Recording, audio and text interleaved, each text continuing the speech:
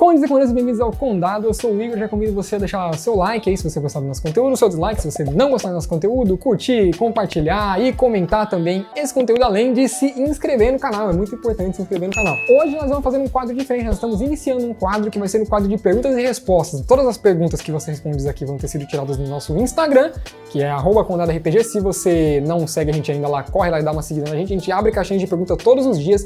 Se você mandar pergunta, nós vamos responder. Talvez com um dia de atraso, talvez com 2 dias de atraso e talvez você apareça aqui. Nós vamos pegar sempre as perguntas da semana anterior e responder aqui. E nós vamos tentar responder a maior quantidade de perguntas possível. Eu vou chutar que a gente vai responder 50. Eu não faço ideia de quantas vai dar, porque eu não sei a duração que esse vídeo vai ter. Ele não é para ter muito tempo assim não. Então, você tá vendo aí quanto ele vai durar? Eu não sei quanto tempo esse vídeo vai durar.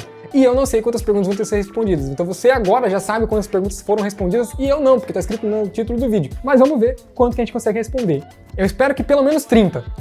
Vou tentar 50. Se não chegar nisso, foi mal.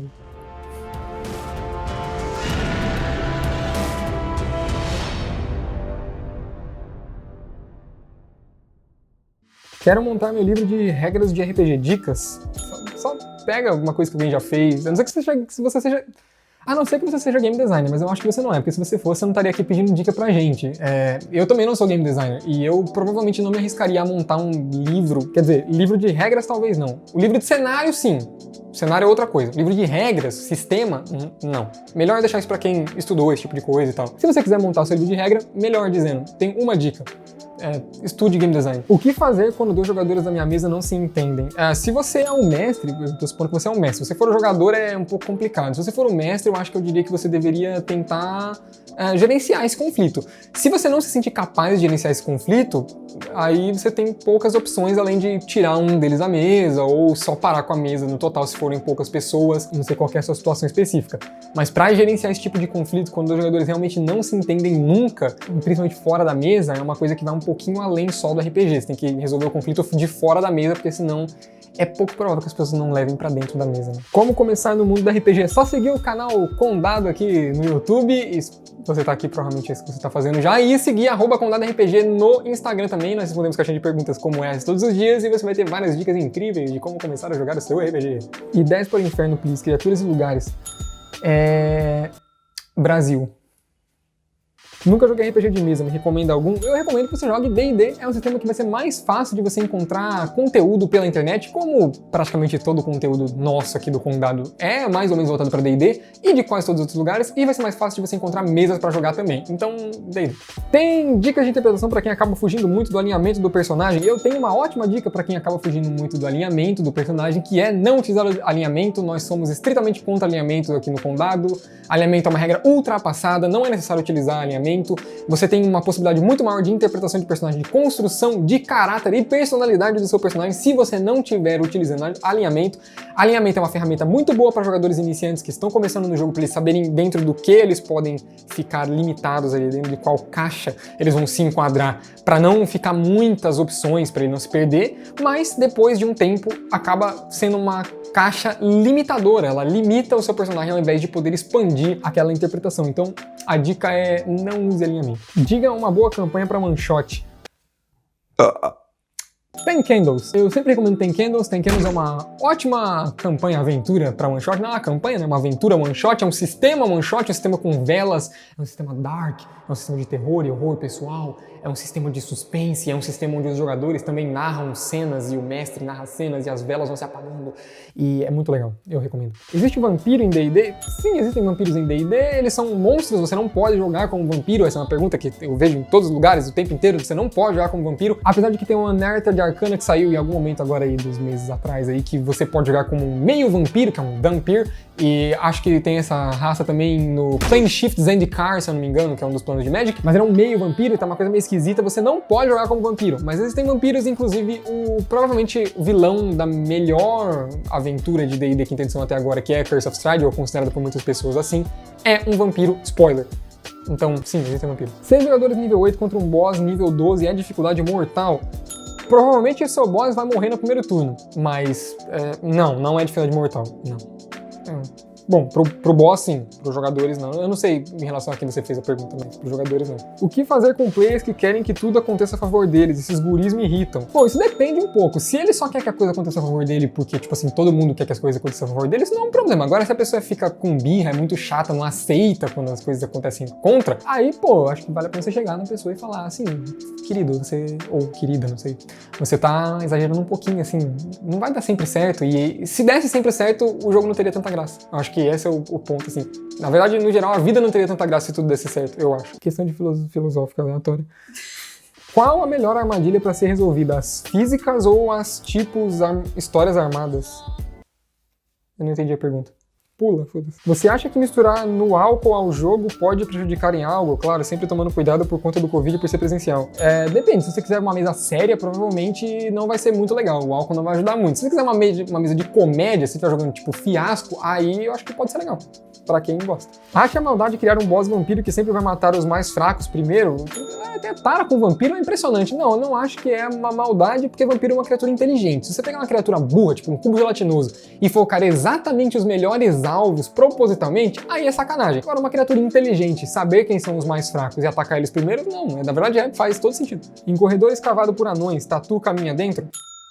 Sim. Eu até hoje não entendi ao certo o cálculo de ND, pode me ajudar? Bom, nem os game designers da Wizards entenderam muito bem o cálculo de ND, porque se eles tivessem entendido, eles não teriam colocado o Devorador de Intelecto como uma criatura de nível de desafio 2. Então, eu poderia tentar te ajudar, mas provavelmente eu ia falhar miseravelmente. Só desconsidera ND e considera as forças e fraquezas do seu grupo, que você vai se dar muito melhor com isso. Esqueci o que ia perguntar.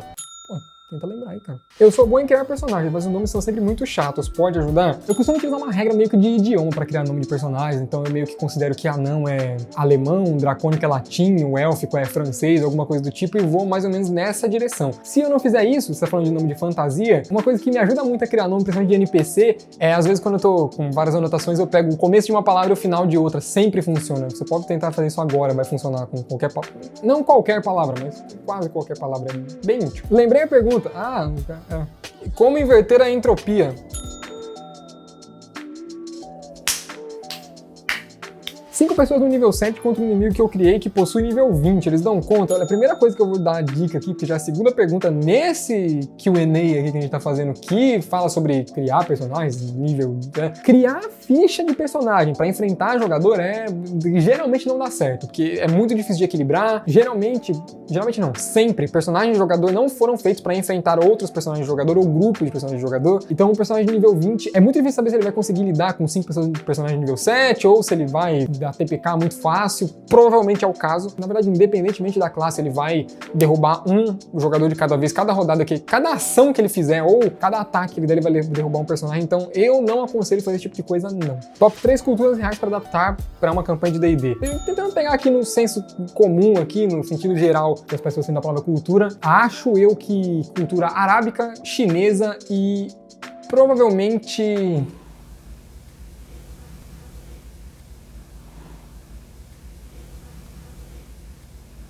grega, que é, sei lá, a base do ocidente todo. Exceto, talvez, os saxões ali e tal. Fala que esse negócio de viking, pelo amor de Deus, ninguém aguenta mais. Esse negócio celta, viking, já tá batido. Tipo, tem coisas legais, mas acho que dá pra fazer outras. Como criar chefes icônicos com mais personalidade que sejam memoráveis? 2 coisas. Como já diria Adam Neely, repetition legitimizes. Repetição legitima. Se esse chefe, esse vilão, tiver sempre na mente dos jogadores enquanto eles jogam, toda hora tiver alguma menção a ele, toda hora tiver alguma referência a alguma coisa que ele fez, deixou de fazer, e que esteja fora do alcance desses personagens, eles vão conseguir se lembrar do nome daquele vilão, e quando eles encontrarem com ele, ele vai ter um impacto muito maior, porque eles sabem do que se trata. E a outra coisa é que quando eles encontrarem com esse vilão, ele tem que entregar. Ele não pode ser um merdinha qualquer ali que faz qualquer coisa e morre em 2 tapas. Não, ele tem que ser um combate difícil, ou talvez até impossível de ser vencido da primeira vez. Talvez eles encontrem mais lacaios e capangas e tenham muita dificuldade de chegar nesse vilão de fato, ou tem alguma coisa muito grande por trás do plano desse vilão e alguma coisa que se eles falharem, e tem que haver a possibilidade deles falharem, tem um impacto muito grande e assim por diante. Acho que essas são dicas mais simples e rápidas.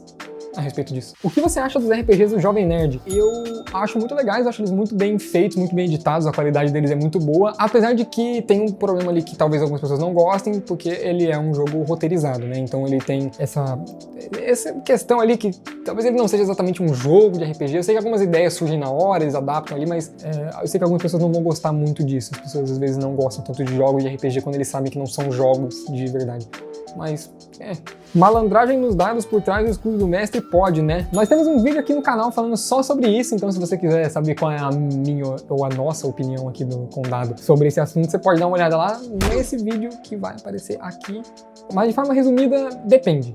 Pode, mas depende. Você conhece o RPG do Cellbit? Se sim, o que achou dele? Bom, a minha opinião é similar à do Nerdcast, assim, em termos. Eu acho que ele é muito bem feito, muito bem produzido, a qualidade é muito boa, apesar de que daí é realmente um jogo, ele não é roteirizado até onde se sabe, né? E não parece ser mesmo. E outra coisa que a gente pode dizer é que ele é o maior RPG do Brasil, assim, em números não tem como você negar, é o mais assistido e tudo mais. Ele tem ali uma cara muito pra quem tá começando a jogar, que é meio atrativo, mas eu acho que o fato dele ter uma qualidade de produção, né? As câmeras são boas, a qualidade do som é boa, a maneira como é apresentado o layout que fica na tela é bom, é bem feito, que é diferente da maior parte dos RPGs que é feito no Brasil gravado online, porque as pessoas geralmente não têm dinheiro pra investir nesse tipo de coisa. Ele acaba sendo muito atrativo para as pessoas que não assistem, né? Geralmente é muito difícil você que não joga RPG parar pra assistir um jogo com uma qualidade de som ruim de alguns jogadores, do mestre, etc e tal. E, bom, as pessoas parecem estar gostando bastante. Eu não sei se ele é o melhor RPG do Brasil, mas com certeza ele é o maior. Melhor subclasse de bardo. Eu vou dar a minha opinião, porque aqui existe uma divergência no Condado. Manuel acha que é o bardo do glamour, o Jean acha que é o bardo da eloquência e eu acho que é o bardo do conhecimento. De qualquer forma, nós concordamos que esses são os 3 melhores arquétipos de bardo. Eu considero o bardo do conhecimento simplesmente porque ele é útil em mais situações, né? Ele sai muito bem em situações sociais, como o bardo do glamour e o bardo da eloquência se saem, mas ele sai muito bem em toda situação de combate e em qualquer situação de investigação e etc e tal, por causa da quantidade de perícias que ele tem, por causa das magias adicionais que ele tem e por causa da palavra de interrupção em combate, que é uma habilidade muito forte. Como mestrar um Dark Fantasy? Bom, você precisa saber primeiro o que é um Dark Fantasy. A gente tem um vídeo no nosso Instagram explicando o que é Dark Fantasy, mas basicamente você tem que misturar elementos de fantasia com elementos de horror e aí você tem um cenário de Dark Fantasy. Você tem que saber dosar muito bem essas coisas. Os personagens, eles têm que serem capazes de lidar com as dificuldades, assim como no cenário de fantasia geralmente eles são, mas eles têm que ter dificuldade para lidar com esses desafios, com essas criaturas, sei lá o que, como geralmente eles não conseguem lidar direito em cenários de horror. Sei lá, com as culturas da vida você tem muita dificuldade para lidar com qualquer combate, por exemplo. Então você tem que conseguir equilibrar isso e conseguir passar o clima e a ambientação na sua narrativa, na maneira como você narra as situações, na maneira como você narra os cenários e etc e tal. Os personagens mataram o NPC que eles tinham que interrogar, passei a informação para outro e eles mataram o outro NPC também. Tá difícil.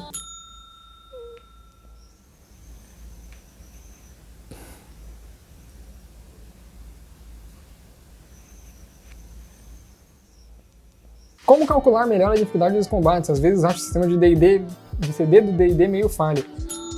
Você tá certo, ele é completamente falho, porque eu falei antes, é péssimo.